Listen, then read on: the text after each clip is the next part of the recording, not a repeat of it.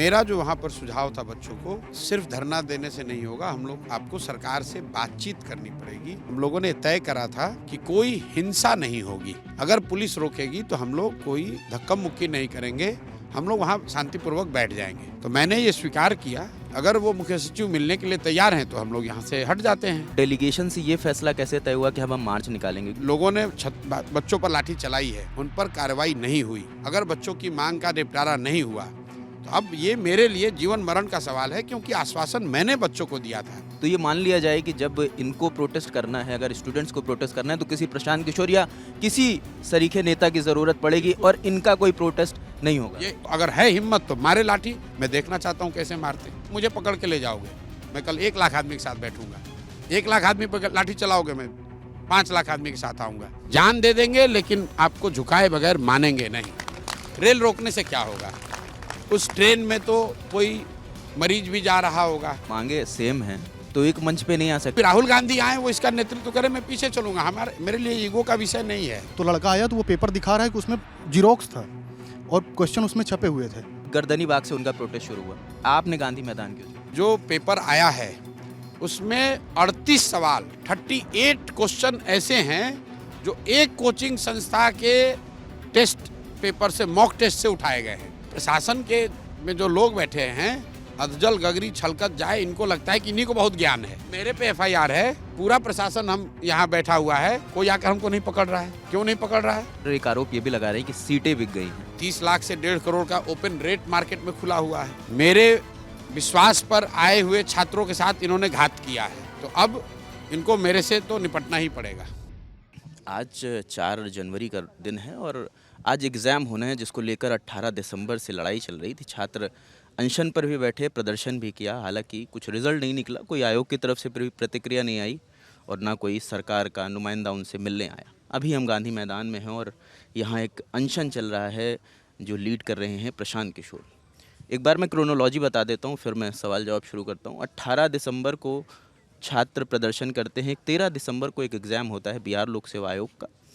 आरोप लगता है कि उसमें पेपर में धांधली हुई है। सरकार उसको मानती है, हालांकि सरकार पेपर में धांधली के आरोप को तो नहीं मानती है। तो वो कहती है कि हमने पेपर, लॉजिस्टिक का इशू था, हमारा पेपर हमने देने में लेट हुआ, जिसकी वजह से हम एक सेंटर पर एग्ज़ाम रद्द कर रहे हैं। हालांकि छात्रों का कहना है कि वो महज एक सेंटर नहीं है, वो 20-22 सेंटर के बराबर है। वहाँ पे रद्द होता है। उसके बाद 18 दिसंबर को छात्र प्रोटेस्ट पे बैठते हैं। उनका कहना था कि धांधली सिर्फ एक सेंटर पर नहीं हुई है, ऐसे तमाम सेंटर्स हैं जहाँ पर धांधली हुई है और रद्द होना है तो सभी सेंटर्स का एग्ज़ाम रद्द होना चाहिए और फिर से पूरा एग्ज़ाम होना चाहिए। हालांकि उस पर कोई सुनवाई नहीं होती है। 10 दिन बीत जाते हैं, ना कोई प्रशासन का मिलने आता है और ना कोई सरकार की तरफ से मिलने आता है। इस बीच 2 बार लाठीचार्ज होता है, एक बार 25 दिसंबर को, एक बार 29 दिसंबर को। 29 दिसंबर के लाठीचार्ज के अगले दिन प्रशासन की एक टीम छात्रों से मिलने आती है और उनसे कहती है कि आपको हम जिससे कहेंगे उससे मिलवा सकते हैं, शासन प्रशासन की तरफ से। छात्र मांग करते हैं हमें मुख्यमंत्री से मिलना है, हालांकि वो वादा करके भी जाते हैं कि हम मिलवा देंगे। अगले सुबह फिर वो डेलीगेशन की टीम आती है और वो ये बताते हैं कि हम आपकी सेक्रेटरी से मुलाकात करा सकते हैं आयोग के। छात्र नहीं मानते हैं। मार्च एक निकलती है, जिस मार्च के बाद पूरा नरेटिव बिल्ड हो जाता है। आप पे भी कई आरोप लगते हैं, आपने उसकी सफाई भी दी है। एक बार मैं ये जानना चाहता हूँ, हालांकि आप इस बात को कई बार कह चुके हैं, मगर मैं पहली बार आपसे बात कर रहा हूँ, तो उस दिन क्या हुआ था सर, यहाँ से जब मार्च निकलता है? पहली बात तो जो आपने क्रोनोलॉजी बताई उसमें थोड़ा सा फ़र्क है। फ़र्क ये है कि छात्रों ने आंदोलन या जो अनशन शुरू किया वो 18 को, जब एग्ज़ाम हुआ तब शुरू हुआ। उस समय ज़्यादातर लोग जो सामाजिक राजनीतिक जीवन से जिनका सरोकार है, उनका उस आंदोलन से कोई लेना देना नहीं है। कम से कम हम लोग जैसे लोग कब इस आंदोलन से या इस प्रयास से, इस आवाज़ में अपनी आवाज़ कब हम लोगों ने जोड़ी है, वो 25 तारीख को जब मीडिया के द्वारा ये खबर दी गई कि अनशन पर बैठे हुए शांतिपूर्ण अनशन धरना करने वाले बच्चों को पुलिस ने बड़े बेरहमी से दौड़ा कर मारा है। उसके बाद गर्दनी बाग धरना स्थल पर कई लोग गए, उसमें मैं भी गया था। और मेरा जो वहाँ पर सुझाव था बच्चों को कि सिर्फ धरना देने से नहीं होगा, हम लोग आपको सरकार से बातचीत करनी पड़ेगी और कोई एक स्ट्रक्चर बनाना पड़ेगा। तब तक सरकार का एक आरोप ये था कि ये बच्चों का आंदोलन है ही नहीं, ये तो कोचिंग संस्था वाले चला रहे हैं, ये कोचिंग माफिया है। उन चीज़ों को ध्यान में रख के हम लोगों ने 3 दिन का सरकार को समय दिया और बच्चों को मेरा सुझाव ये था कि आप अपने बीच से लीडरशिप पहले बनाओ। कोई एक स्ट्रक्चर्ड लीडरशिप होनी चाहिए ताकि समाज में और सरकार में हम लोग बात ऑथेंटिकली कह सकें कि कौन इसको लीड कर रहा है। मदद तो कई लोग कर सकते हैं, लेकिन लीड कौन कर रहा है। तो ये तय किया गया कि एक छात्र संसद बुलाई जाएगी और 29 तारीख को जहाँ हम लोग बैठे हुए यहीं पर छात्र संसद बुलाई गई, जिसमें 10,000 से ज़्यादा बच्चे आए और उनके सामने 5 घंटे से ज़्यादा चली उस संसद में ये तय किया गया कि इस पूरे आंदोलन का नेतृत्व कोई राजनीतिक दल नहीं, कोई कोचिंग सेंटर का मालिक मुखिया नहीं, बल्कि वो छात्र करेंगे जिन्होंने इसकी शुरुआत की है। बाकी जिसको मदद करनी है उन छात्रों की मदद करें। लोगों ने एक डेलीगेशन बनाया और हर उस छात्र का नाम उसमें जोड़ा गया जिसने शुरुआती दौर में धरना या अनशन करा था या बाकी आगे समय में जो डेलीगेशन उन छात्रों ने बनाई थी उनका हिस्सा था। कुल मिलाकर मेरा अभी तक का अनुभव करीब 22 से 23 छात्र ऐसे हैं जो इसमें सही मायनों में जुड़े हुए हैं, जिन्होंने अपना समय, अपनी ताकत, अपना सब कुछ दांव पर लगाया है। और उन 20-22 छात्रों में से 15, 16, 17 छात्र, कभी 15 कभी 17 डिपेंडिंग ऑन द डे, वो मोर और लेस एक साथ हैं। वो अब चूँकि छात्र हैं, उनकी थोड़ी सी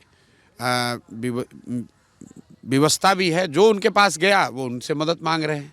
अगर कोई प्रशांत किशोर पहुँचे तो उन्होंने प्रशांत किशोर से मदद मांगी, अगर कोई दूसरे दल का नेता गया तो उससे भी मदद मांगी।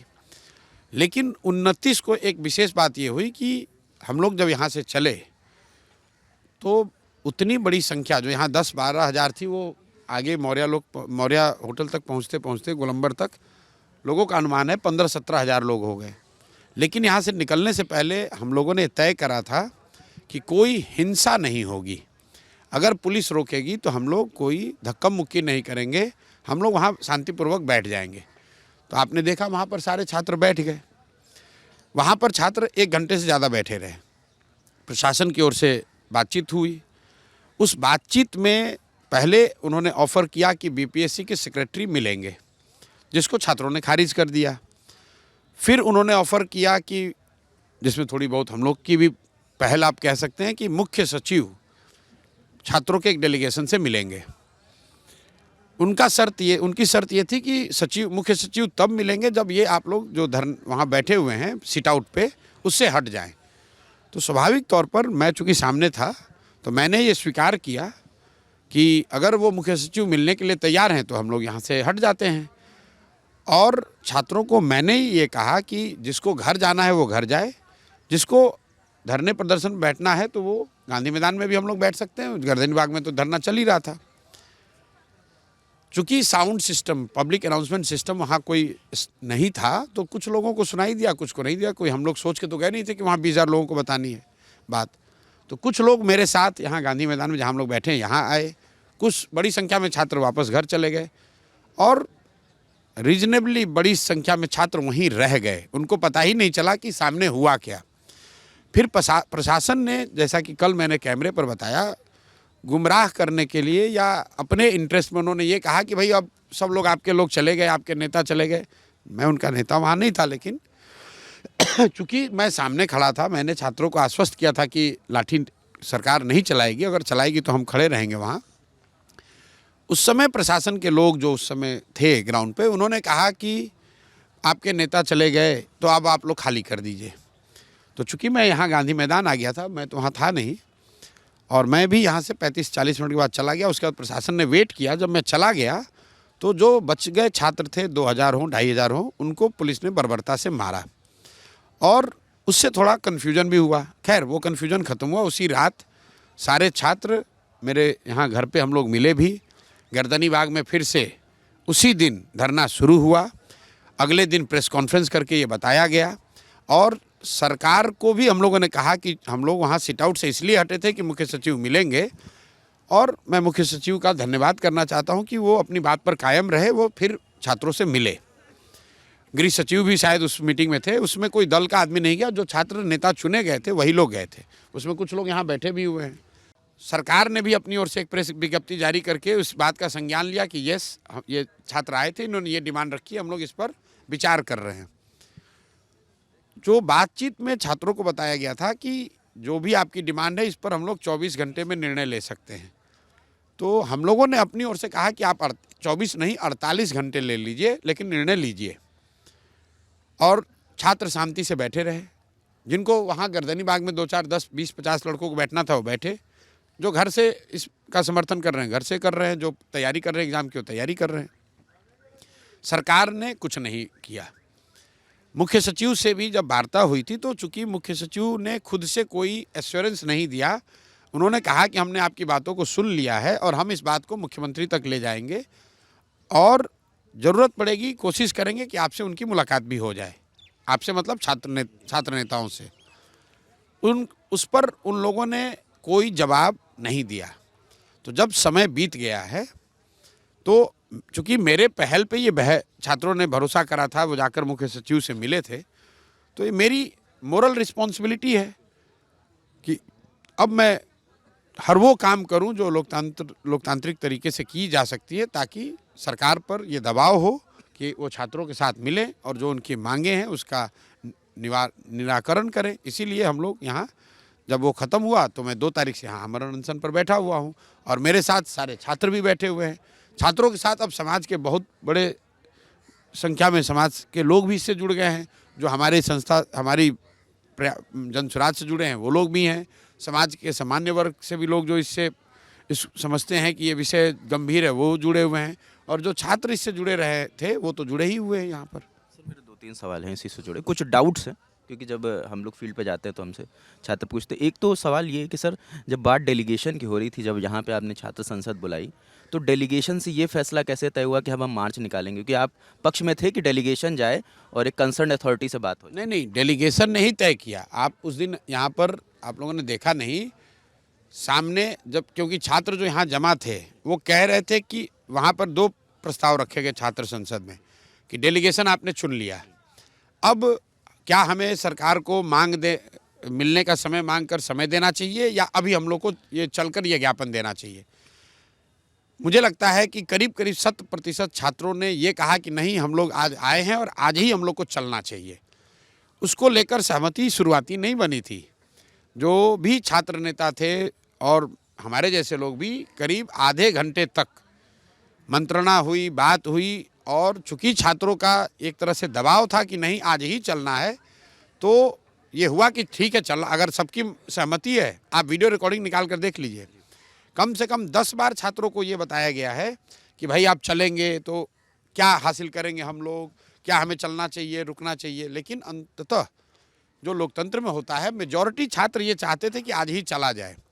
लेकिन चलने से पहले ये शर्त मतलब सबको स्वीकार कराया गया कि कोई भी हिंसा नहीं होनी चाहिए, हर व्यक्ति शांतिपूर्वक चलेगा और जहाँ प्रशासन रोकेगा वहाँ हम लोग रुक जाएंगे। तो जहाँ प्रशासन ने रोका हम लोग सब रुक गए, छात्र शांति से रुक गए, उसमें कोई दिक्कत नहीं है। इससे जुड़ा एक सवाल है, वो मैं बात पूछूंगा। आपने शांति मार्च करी, आप वहाँ पे बैठ गए, सब कुछ ठीक था। एक शांति मार्च इन्होंने 25 तारीख को भी निकाली थी।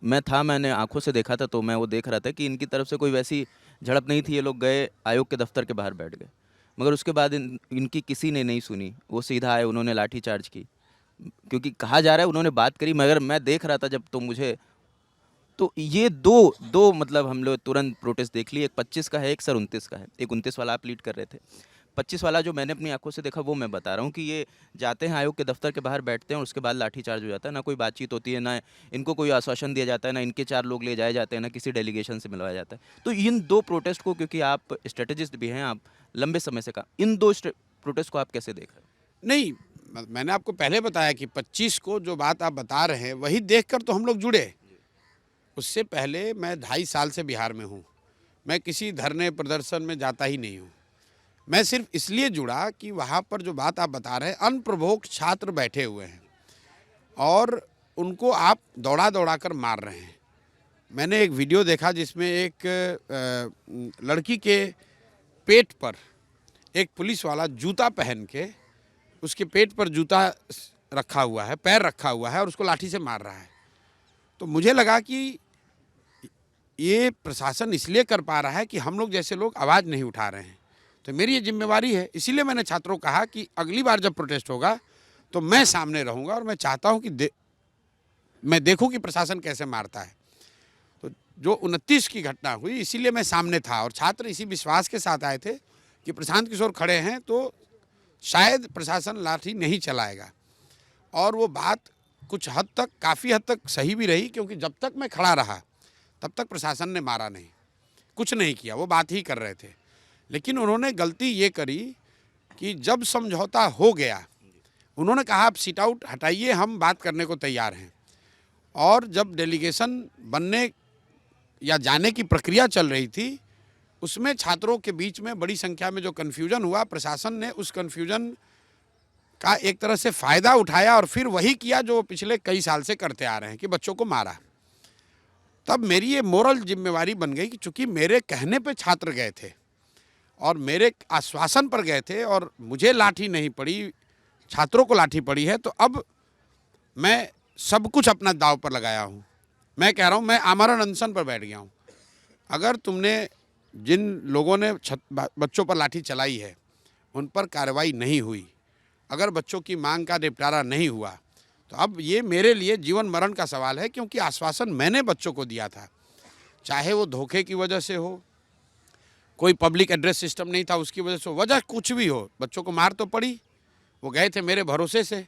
तो ये मेरी मोरल रिस्पॉन्सिबिलिटी है कि उसका एक तरह से रिपेंटेंस हो, प्रायश्चित हो, और बच्चों की अब जो समस्या है वो उनसे ज़्यादा मेरी समस्या है। और कहीं ना कहीं आप कह रहे हैं क्यों हुआ, 25 और 29 में क्यों हुआ, फ़र्क देखिए। 25 को बच्चे बैठे हुए हैं, आप जाकर लाठी मार दिए। 29 तारीख को प्रशांत किशोर खड़े हैं तो आप लाठी नहीं मार रहे हैं। इसका मतलब क्या है, समाज में जो कमज़ोर तो कोई नहीं है, लेकिन जिसको परसीव किया जाता है, जो कमज़ोर है, सामान्य परिवार का है, गरीब परिवार का है, जिसकी कोई मीडिया में पकड़ नहीं है, जो किसी बड़े बाप का लड़का नहीं है, उसको बिना किसी कारण के भी पुलिस मार रही है। प्रशांत किशोर खड़े हैं तो इसलिए नहीं मार रहे हैं कि उनको पता है कि इनको मारेंगे तो मीडिया में हंगामा होगा। ये सरकार का चरित्र दिखाता है। आपको मैं एक आंकड़ा दे रहा हूँ, पिछले 3 साल में, क्योंकि उसके बाद मैं भी यहाँ दिखवा रहा हूँ, 3 साल में 87 ऐसे धरना प्रदर्शन पर सरकार ने लाठीचार्ज कराया है। सिर्फ छात्रों पर नहीं, आंगनवाड़ी सेविकाओं पर, सरपंचों पर, संविदा कर्मियों पर, रसोइया पर, आशा वर्करों पर, टीचर्स पर, यहाँ तक कि जो अभी रूलिंग पार्टी के, कोलिशन पार्टी के हिस्सा है, भाजपा वालों ने यहाँ मार्च निकाला है, उनको भी दौड़ा दौड़ा कर मारा। और बिहार में एक ऐसा भय का माहौल बना दिया गया है कि किसी की हिम्मत नहीं है, जो खड़ा होगा उसको मारा जाएगा। कल भी CPI-ML पर के वर्करों पर लाठीचार्ज हुआ है।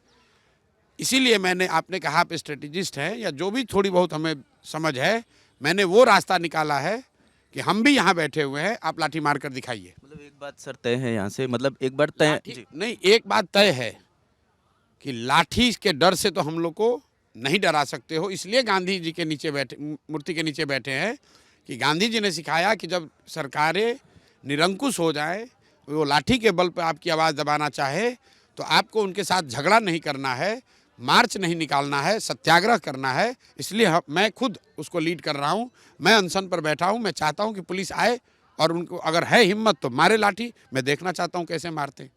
सर ये वक्तव्य आपने कई बार दिया कि जब तक मैं खड़ा था तब तक लाठीचार्ज नहीं।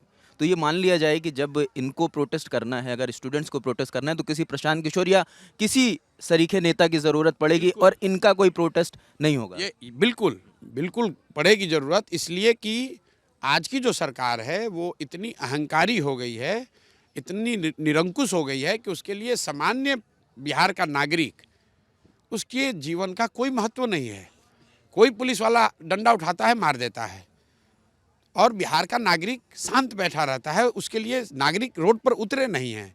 तो हम लोग क्या कह रहे हैं कि आप रोड पर उतरो। ये सिर्फ बच्चों की बात नहीं है, समाज का हर वर्ग पीटा गया है 3 वर्ष में। और जो मैं आंकड़े आपको बता रहा था, समाजवाद, अपने आप को समाजवादी कहने वाले नीतीश कुमार के राज्य में जितनी लाठीचार्ज हुई है 3 साल में, इतने पूरे देश के किसी भी राज्य में इतनी बार लाठीचार्ज नहीं हुआ है। इतना दमनकारी मतलब सरकार ने एक अनरिटन प्रोटोकॉल बना दिया है कि आप कुछ भी कीजिए, आप डाक बंगला पर आइएगा, आकाशवाणी पर आइएगा तो आपको मारा जाएगा। नीतीश कुमार आपसे नहीं मिलेंगे, चाहे आप कोई भी हों। इसलिए समाज में जिनका भी कोट अनकोट रसूख है, नाम है, चाहे आप डॉक्टर हैं, आप पॉलिटिशियन हैं, पत्रकार हैं, प्रशांत किशोर हैं, तेजस्वी यादव हैं, कोई बड़े वकील हैं, डॉक्टर हैं, ये उनकी जिम्मेवारी है कि हम लोग खड़े हों ताकि पुलिस पर, प्रशासन पर दबाव पड़े। क्या हम लोग को भी लाठी पड़ सकती है, ऐसा मैं नहीं कह रहा हूँ वो लाठी हमें नहीं मार सकते हैं, वो लाठी मारेंगे, लेकिन कम से कम जो समाज में थोड़ा कमज़ोर है उसको ये हिम्मत तो होगी कि कोई आदमी सामने खड़ा है। इसलिए प्रशांत किशोर या किसी वैसे आदमी की ज़रूरत है, क्योंकि जनता के चुपचाप इस दमन को सहते रहने की वजह से सरकार और उनके अधिकारियों का मनोबल इतना बढ़ गया है कि उनको जो मन में आ रहा है वो कर रहे हैं। आप देखिए कल की घटना, कल यहाँ CPI ML के लोग मार्च करते हुए गए, उन पर लाठीचार्ज हुआ। कल हम यहाँ बैठे हुए हैं, लाठीचार्ज हुआ क्योंकि मैं जब तक था सिर्फ शायद बैरिकेटिंग हटाने वाला था। इसलिए कि कल लाठीचार्ज हुआ ना डाकबंगला पर, उनको धक्का मुक्की हुई, उनको धक्का-मुक्की अरेस्ट किया, हुई। जो भी हुआ। कल हम भी यहाँ बैठे हुए हैं और प्रशासन की नज़र में इलीगल बैठे हुए हैं, जो कि गलत है, लेकिन वो कह रहे इलीगल है। यहाँ पर 4-5 हज़ार लोग थे। प्रशासन ने क्या किया? प्रशासन आकर यहाँ रिक्वेस्ट कर रहा है कि सर अगर आप अनशन वापस ले लेते तो अच्छा होता। हमने उनको अपनी शर्तों पर कहा कि हम तब वापस लेंगे जब इन बच्चों की बात सुनोगे। ये दिखाता है कि लोगों में ताकत है, प्रशांत किशोर में ताकत नहीं है, ताकत लोगों में है। तो अगर आपको इस लाठी तंत्र से अपने बच्चों को बचाना है, अपने आप को बचाना है, तो आपको मेरे भाई जाड़े की चिंता नहीं करनी है, रोड पर निकलिए, कोई नहीं आपको दबा सकता है। कितने लोगों को लाठी मारेंगे? अगर गांधी मैदान में कल मैंने उनको कहा है, कैमरे पर कहा है कि आप मुझे पकड़ के ले जाओगे, मैं कल 1 लाख आदमी के साथ बैठूंगा, 1 लाख आदमी पर लाठी चलाओगे, मैं 5 लाख आदमी के साथ आऊँगा।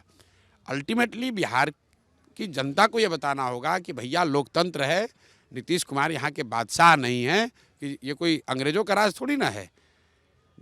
इस देश के लोगों ने अंग्रेज़ों की लाठी से का सामना किया है, उनसे नहीं डरे, तो नीतीश कुमार के ये करप्ट भ्रष्टाचारी अधिकारियों के लाठी से थोड़ी डरने वाले हैं। के एवज में नैरेटिव ये गढ़ा जा रहा है कि स्टूडेंट का प्रोटेस्ट था, अब ये राजनीतिकरण किया जा रहा है, और एक तरफ अगर कोई राजनीतिक या रसूखदार शख्स नहीं खड़ा होता है तो आप उसको मारते हैं। आप तो खुद ही बात कह रहे हैं।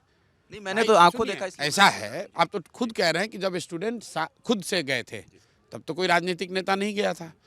आप उनको मारोगे, आप उन पर FIR करोगे, उनको डराओगे, भगाओगे, तो जो लोग भी राजनीतिक जीवन में हैं उनकी क्या जिम्मेवारी है? मैंने तो कहा यहाँ के डॉक्टरों की क्या जिम्मेवारी है, यहाँ के वकीलों की क्या जिम्मेवारी है, यहाँ के टीचर प्रोफेसर्स की, पत्रकारों की क्या जिम्मेवारी है? सबको खड़ा होने की जिम्मेवारी है, और जो राजनीति कर रहे हैं उनकी भी जिम्मेवारी है कि वो इस तरह के गलत चीज़ों के विरोध में खड़े हों। और अगर किसी कमज़ोर आदमी के मारे जाने के खिलाफ खड़े होने को आप राजनीति करना कह रहे हैं, तो हम वैसी राजनीति करना चाहते हैं।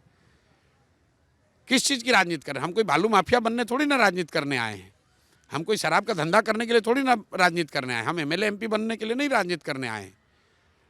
हम राजनीति तो इसीलिए कर रहे हैं कि जो लोग, जिनको हक नहीं मिल रहा है, जिनको दबाया जा रहा है, मारा जा रहा है, जिन पर जुल्म किया जा रहा है, जिन बच्चों के साथ अन्याय हो रहा है, उनकी आवाज़ हम नहीं बन सके तो फिर राजनीति करने का फ़ायदा क्या है? तो अगर वो राजनीति है तो राजनीति कर रहे हैं, बिल्कुल कर रहे हैं राजनीति। राजनीति करने का हक सिर्फ सरकार को थोड़ी ना है भाई। लोकतंत्र में जो राजनीति कर रहा है उसकी जिम्मेवारी है कि जिसके साथ, समाज के किसी वर्ग के साथ अगर जाति हो रही है तो राजनीति करने वालों का ये मोरल रिस्पॉन्सिबिलिटी है, ऑब्लिगेशन है कि उसके लिए खड़ा हो। तब तो गांधी जी भी राजनीति कर रहे थे भाई। आप अंग्रेज आकर जुल्म करेंगे और गांधी जी उनके लिए खड़े हुए, तो आप कहिए कि राजनीतिकरण कर रहे हैं। ये मैं नहीं कह रहा हूँ, ये अरे नैरेटिव ये तो, अरे आप लोग रोज आकर ये सवाल पूछते हैं पत्रकार, मैं पहली बार आया हूँ। नहीं मेरे भाई, ये सवाल ही गलत है कि राजनीतिकरण कर रहे हैं। तब तो नैरेटिव गढ़ा जा रहा है सर। नैरेटिव गढ़ने में मीडिया भी तो वही नैरेटिव चला रही है। आप मुझे बताइए कि नील के जो किसान थे उनकी आवाज़ गांधी जी ने उठाई, तो अंग्रेज कहते कि भैया तो महात्मा गांधी का राजनीतिकरण कर रहे हैं। बिल्कुल कर रहे हैं, राजनीतिकरण होना ही चाहिए। ये क्या है? ये देश के स्तर पर भाजपा और कांग्रेस में जो चला है, और राहुल गांधी कहीं जाते हैं तो भाजपाई हल्ला मचाते हैं कि भैया ये राजनीतिकरण हो रहा है, और ये चीज़ घर कर गई है। मैं डंके की चोट पे कह रहा हूँ, हाँ राजनीतिकरण हो रहा है। क्योंकि राजनीति इसीलिए बनी हुई है कि समाज का कोई कमज़ोर व्यक्ति दबाया जाए तो उसके लिए राजनीति करने वाले लोग खड़े हों। इसी के लिए तो राजनीति है भाई। खाली एमएलए का चुनाव लड़ने के लिए थोड़ी राजनीति है। सिर्फ चुनाव लड़ने के लिए राजनीति नहीं है। राजनीति इसी के लिए है कि आप समाज के लोगों की आवाज़ बन सकें। तो अगर कोई कह रहा है कि प्रशांत किशोर राजनीतिकरण कर रहे हैं तो बिल्कुल कर रहे हैं। इसलिए कर रहे हैं कि तुम उनको लाठी चला रहे हो, उनकी बात नहीं सुन रहे हो। इस राज्य का चुना हुआ मुखिया बिहार के 4 बच्चों से मिलने से डर रहा है। 4 बच्चे मिलना चाहते हैं, उसको टाइम नहीं दे रहे हो आप। कौन सा काम में बिजी हो भाई? किस काम में मुख्यमंत्री इतना व्यस्त हैं कि बिहार के 4 बच्चों से मिल नहीं सकते हैं? और मतलब इससे ज़्यादा अहंकार क्या हो सकता है? किस लोकतांत्रिक व्यवस्था में आप ये सोच सकते हैं कि आज 15-20 दिन से बच्चे धरने पर बैठे हैं, अनशन पर बैठे हैं, लाठी खा लिए, रो रहे हैं, गिड़गिड़ा रहे हैं, सरकार के अपने सबसे बड़े अधिकारी मुख्य सचिव से मिल लिए, उनसे रिक्वेस्ट कर लिए, और मुख्यमंत्री इतना व्यस्त है कि उसको मिलने का समय नहीं मिल रहा है। नहीं मिल रहा है तो अब जनता रोड पर उतरेगी और उनको मिलना ही पड़ेगा। कल मैंने कहा है, यहीं से कहा है, मिलना ही पड़ेगा। नहीं मिलोगे तो यहाँ जान दे देंगे, लेकिन आपको झुकाए बगैर मानेंगे नहीं। सर, एक शख्स और हैं जो छात्रों के साथ खड़े होने की बात कह रहे हैं। वो बिहार बंद का कॉल देते हैं। कल कल कॉल दी थी उन्होंने। ट्रेन रोकने का दावा था, स्टेट और नेशनल हाईवे जाम कर देने का दावा था, एक पॉलिटिकल प्रेशर बिल्ड करने का। उस नैरेटिव को कैसे देखते हैं? नहीं, मेरा उन चीज़ों में यकीन नहीं है। हम लोग जो जनसुराजी हैं, जो जनसुराज की जो पूरी परिकल्पना है, हम लोग सिर्फ गांधी जी का फ़ोटो नहीं लगा कर चल रहे हैं। गांधी और बाबा साहब अम्बेडकर के जो बताए हुए रास्ते हैं, कोशिश करते हैं कि वो उन रास्तों पर जहाँ तक हो सके। मैं ये दावा नहीं कर सकता हूँ क्योंकि हम लोगों के चरित्र में उतनी शुद्धता नहीं है जितनी उन महापुरुषों में थी, लेकिन जो रास्ते उन्होंने बताए हैं, कोशिश कर रहे हैं कि उन रास्तों को जहाँ तक हो सके फॉलो करें। तो अगर आज गांधी होते और ये लाठी चार्ज होता तो गांधी जी रेल नहीं रोकते। ऐसे ही मेरी समझ है, गांधी जी अनशन पर बैठते, इसलिए मैं अनशन पर बैठा हूँ। रेल रोकने से क्या होगा? उस ट्रेन में तो कोई मरीज भी जा रहा होगा, कोई परीक्षार्थी भी जा रहा होगा, कोई अपना सब्जी बेचने जा रहा होगा, कोई अपने परिजन से मिलने जा रहा होगा। तो आप समाज के एक वर्ग की मदद करने की कोशिश कर रहे हो और समाज का एक बहुत बड़ा वर्ग उससे प्रभावित भी होता है। सरकारी संपत्ति का नुकसान, गांधी जी ने चौरी चौरा में एक बार लोगों से उत्साह में गलती हो गई, थाने को जला दिया गया तो पूरा देशव्यापी आंदोलन वापस ले लिया था। तो हम लोग हिंसात्मक आंदोलन के पक्ष में नहीं हैं, लेकिन मैं किसी दूसरे को सलाह भी नहीं दे सकता हूँ। जब गांधी जी अपनी अहिंसा और सत्याग्रह की राजनीति कर रहे थे या प्रयास कर रहे थे तो बहुत सारे लोग उन्होंने दूसरा रास्ता भी अपना रखा था। जो भी छात्रों के या समाज के हक में बात कर रहा है वो करने के लिए स्वतंत्र है। मैं उनका गाइड या फिलोसोफर नहीं हूँ। मुझे लगता है कि ये सही रास्ता है, क्योंकि मुझे लगता है कि इस तरह की परिस्थिति में गांधी जी के बताए हुए रास्ते को छोड़कर दूसरा कोई रास्ता ज़्यादा कारगर नहीं हो सकता है। और आपको दिख भी रहा है कि आप रेल रोकने गए तो आप पर लाठी चली, आप नहीं रोक पाए, ट्रेन खुल गई। लेकिन हम लोग अनशन पर बैठे हुए हैं तो सरकार को आकर बात करना पड़ रहा है। और ये प्रशांत किशोर का ज्ञान नहीं है, ये तो ट्राइड टेस्टेड, गांधी जी ने हम लोग को ये हथियार दिया हुआ है। तो जिस हथियार की ताकत को देश ने देखा है, हम उस हथियार का उपयोग न करके दूसरा हथियार क्यों इस्तेमाल करेंगे? सर, अगर मांगे सेम हैं तो एक मंच पे नहीं आ सकते? क्योंकि बिल्कुल आ सकते हैं। मैंने कहा है, कैमरे पर कहा है कि जो भी इसमें साथ जुड़ना चाहता है वो बिल्कुल आए, और हमारे साथ न आए, हमारे आगे आए। मैं पीछे चलने को तैयार हूँ। तेजस्वी यादव आए, वो इसका नेतृत्व करें, मैं पीछे चलूँगा। दूसरा कोई भी, राहुल गांधी आए, वो इसका नेतृत्व करें, मैं पीछे चलूँगा। मेरे लिए ईगो का विषय नहीं है। पप्पू यादव का जिक्र नहीं कर रहे हैं आप? भाई जो भी, पप्पू जी हों, तेजस्वी जी हों, राहुल गांधी हों, जो भी आकर छात्रों की जायज़ मांगों के लिए आवाज़ उठाना चाहता है वो आए, वो आगे बढ़े, हम लोग उसके पीछे खड़े होंगे। एक तरफ से, उनकी तरफ से कोई बयान आता है, फिर आपकी तरफ से टिप्पणी आती है, वो ऐसा कोई टिप्पणी नहीं मेरे भाई। और दूसरा एक चीज़ और समझिए, आप लोग कह रहे हैं 4 जगह प्रोटेस्ट हो रहा है। अरे ये तो प्रोटेस्ट की ताकत है। कल 2000 जगह प्रोटेस्ट होगा। और समाज के अलग अलग वर्ग के लोग करेंगे, अलग अलग तरीके से करेंगे। इसका मतलब ये नहीं कि प्रोटेस्ट की ताकत कम हो गई, प्रोटेस्ट की ताकत उससे बढ़ रही है। एक सवाल ये भी है सर कि जैसे छात्रों से मेरी कुछ दिन पहले मुलाकात हुई थी, उनका कहना है, बस थोड़ा टाइम लूँगा, बस ख़त्म कर रहा हूँ, कि गर्दनी बाग से उनका प्रोटेस्ट शुरू हुआ। आपने गांधी मैदान क्यों चुना? नहीं, गांधी मैदान इसलिए चुना कि गांधी जी ने बताया सिविल डिसोबीडियंस। आप गर्दनी बाग में, वो सरकारी कानून है कि यहीं पर बैठना है। ये सरकारी कानून था कि नमक पूछ के ही बनेगा, गांधी जी ने उसको तोड़ा। तो हम उस चीज़ के अगेंस्ट है कि सरकार कहती है कि तुम्हें प्रोटेस्ट भी करना है तो वहाँ पर करो जहाँ मैं बोल रहा हूँ, उस भाषा में करो जो मैं तुम्हें बता रहा हूँ। तो गांधी जी ने बताया हम झगड़ा नहीं कर रहे हैं, हम यहाँ बैठे हैं, यहाँ कोई पब्लिक न्यूसेंस नहीं कर रहे हैं, हम यहाँ पर कोई ट्रैफिक नहीं रोक रखा है, हम मारपीट नहीं कर रहे हैं।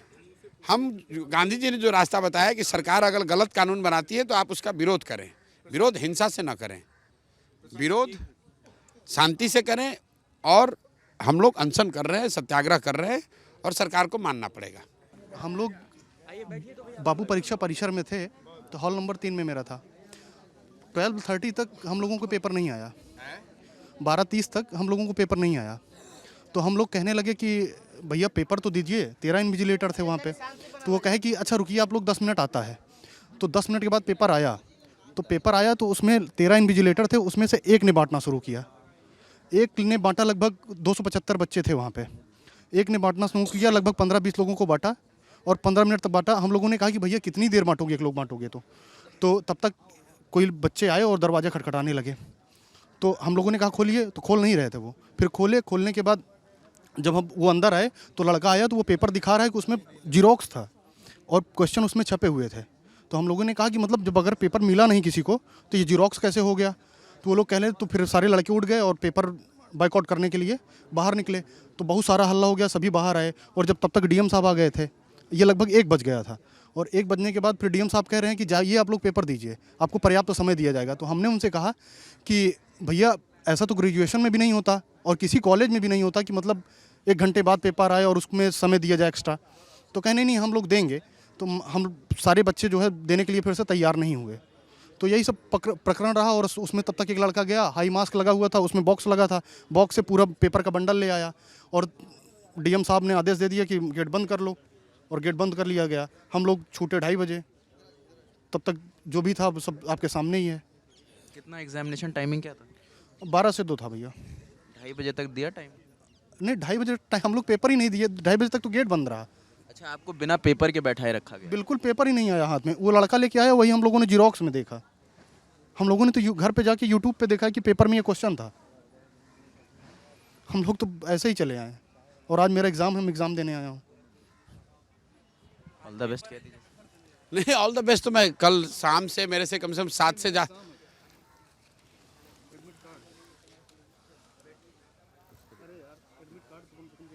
हाँ दिखाइए आप आराम से। मगर रिवील नाम शायद रिवील नहीं, मैं आपको एक चीज़ बताऊं, कल शाम से मैं कम से कम 5-7 ऐसे विद्यार्थियों से मिल चुका हूं जो आए हैं ये कहने कि हमारे पास एडमिट कार्ड है और हम री एग्ज़ाम देने जाएं कि ना जाएं।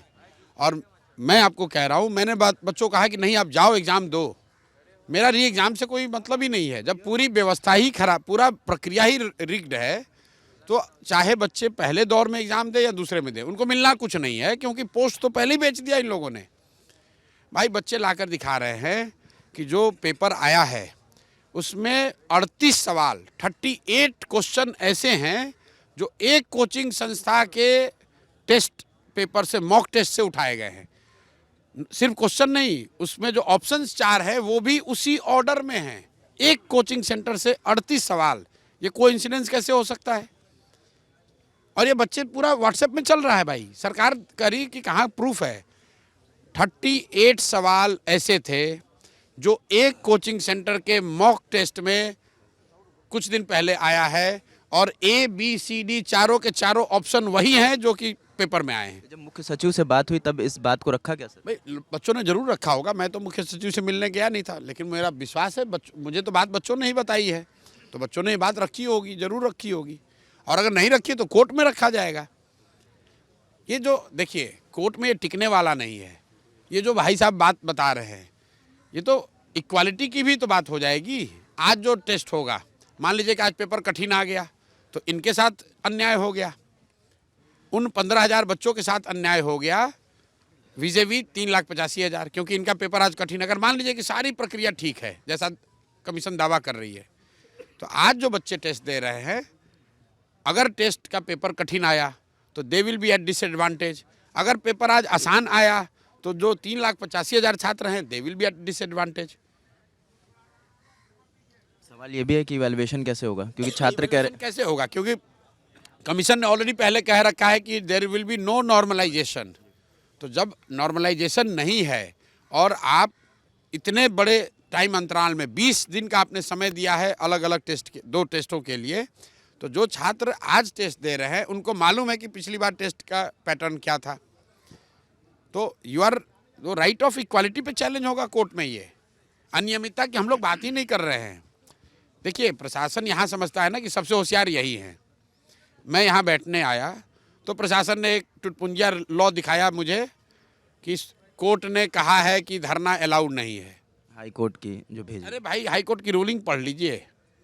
कोर्ट ने रूलिंग में ये कहा है कि हड़ताली चौक के मामले में जहां धरने पर बैठने से ट्रैफिक अवरुद्ध होता है, उस मैटर में कोर्ट ने कहा कि ऐसी जगह पर धरना न करे कि ट्रैफिक अवरुद्ध हो। और धरने की बात है, कोर्ट ने अनशन के लिए कोई डायरेक्शन नहीं जारी किया है और हम यहाँ पर ट्रैफिक अवरुद्ध कर नहीं रहे हैं। तो ये प्रशासन के में जो लोग बैठे हैं, अधजल गगरी छलकत जाए, इनको लगता है कि इन्हीं को बहुत ज्ञान है। इनको अभी लोगों से पाला पड़ा नहीं है।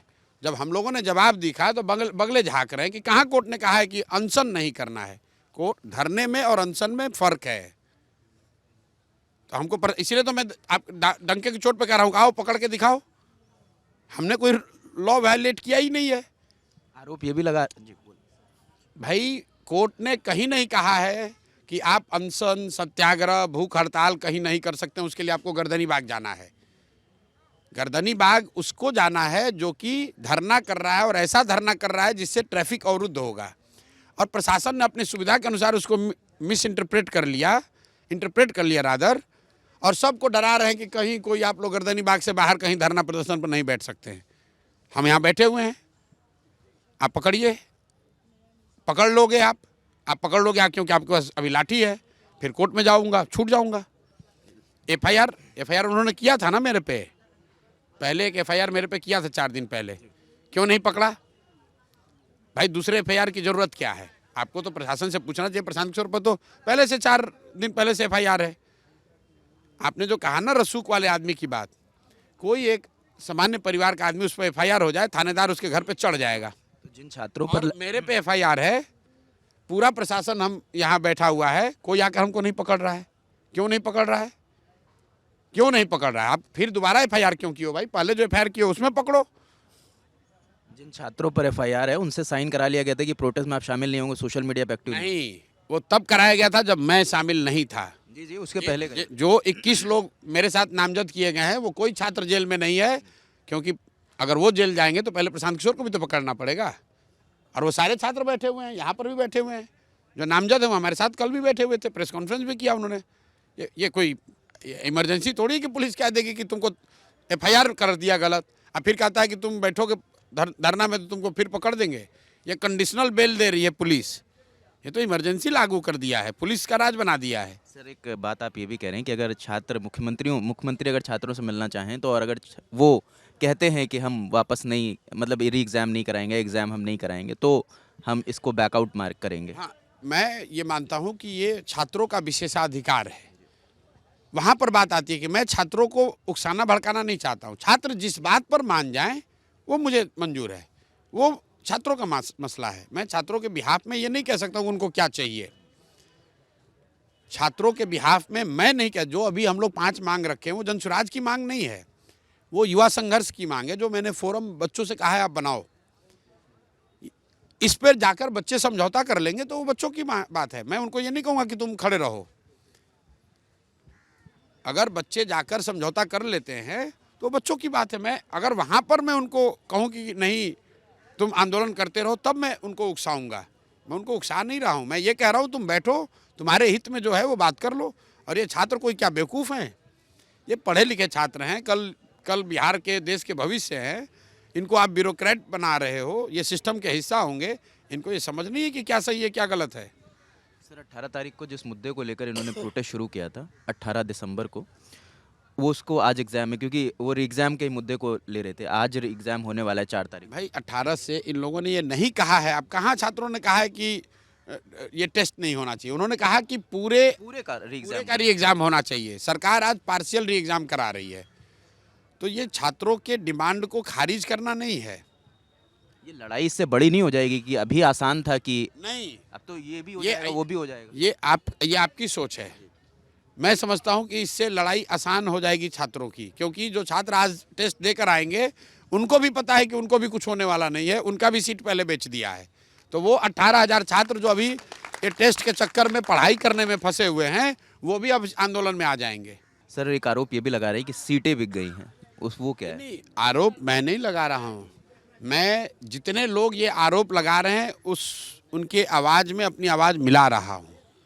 चूँकि उनकी बातें नहीं मीडिया पिक कर रही है, तो मैं बता रहा हूँ कि गांव-गांव से लोग आकर बता रहे हैं कि भैया इस बीपीएससी का जो इस बार एग्ज़ाम हो रहा है, इसके दलाल सब घूम रहे हैं, 30-30 लाख 50-50 लाख रुपया ले रहे हैं। लोगों को जाकर ऑफ़र दिया जा रहा है कि आप इतने पैसे देंगे तो आपको नौकरी मिल जाएगी। हर पद के अगेंस्ट रेट लोग बता रहे हैं कि डीएसपी बनना है, एसडीएम बनना है तो 1.5 करोड़ रुपया लगेगा। 30 लाख से 1.5 करोड़ का ओपन रेट मार्केट में खुला हुआ है।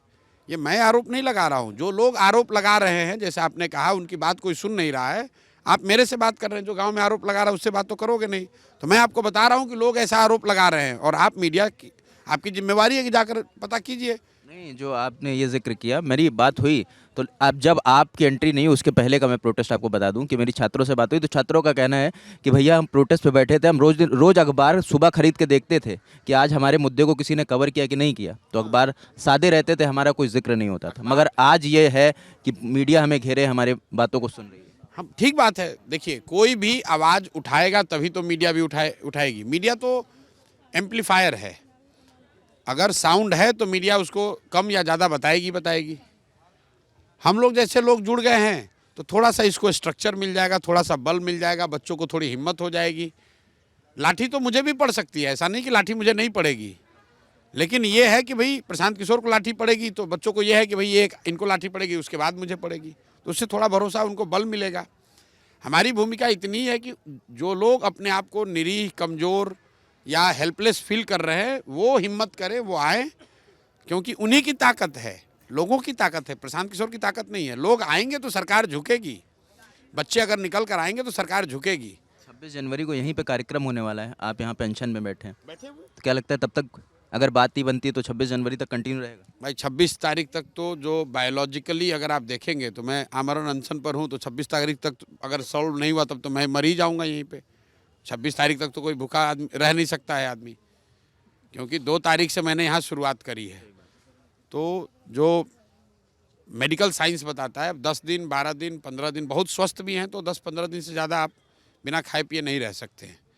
तो 26 तारीख से पहले तो निपटारा हो ही जाना। इसीलिए तो मैं बच्चों को कह रहा हूँ कि आप घबराइए नहीं।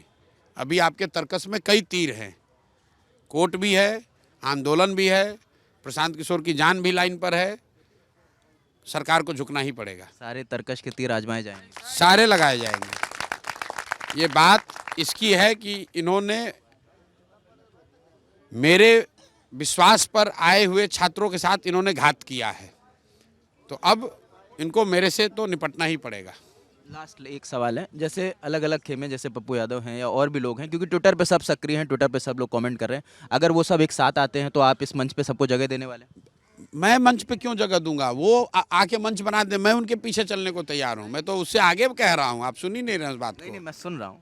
भाई तेजस्वी यादव ने कहा मैं 5 लाख आदमी के साथ आऊँगा, तो मैं स्वागत करता हूँ, वो आए। हम लोग तो 50 आदमी के साथ हैं, तो स्वाभाविक है कि जिसके पास 5 लाख लोग जिनके साथ आएंगे तो हम लोग उनके पीछे खड़े हो जाएंगे। हमें कोई ईगो नहीं है। हमारे पास तो कोई विधायक नहीं है। तेजस्वी के पास 75 विधायक हैं। वो 75 विधायकों के साथ आकर यहाँ बैठ जाएं तो स्वाभाविक तौर पर उनका मंच बड़ा दिखेगा, हम लोग उसके पीछे हो जाएंगे। लेकिन उसके लिए तो उनको यहाँ के बैठना पड़ेगा ना भाई। राहुल गांधी आ जाएंगे, उनके पास 100 MP हैं, तो सबसे बड़ा मंच उनका हो जाएगा, हम लोग उसके पीछे हो जाएंगे। इसमें बड़े छोटे की क्या बात है? हम तो पहले से कह रहे हैं वो हमसे बड़े हैं। बहुत शुक्रिया प्रशांत जी इतना टाइम देने के लिए। और जितने सवाल थे, जितनी बातें कही जा रही थी, वो सारे सवाल हमने पूछे, सबके जवाब आ गए हैं। इन जवाबों पर आप क्या सोचते हैं हमें कमेंट सेक्शन में ज़रूर बताएं। कैमरे के पीछे राशिद है, मेरा नाम रजत है। देखते रहिए द ललन टॉप। शुक्रिया।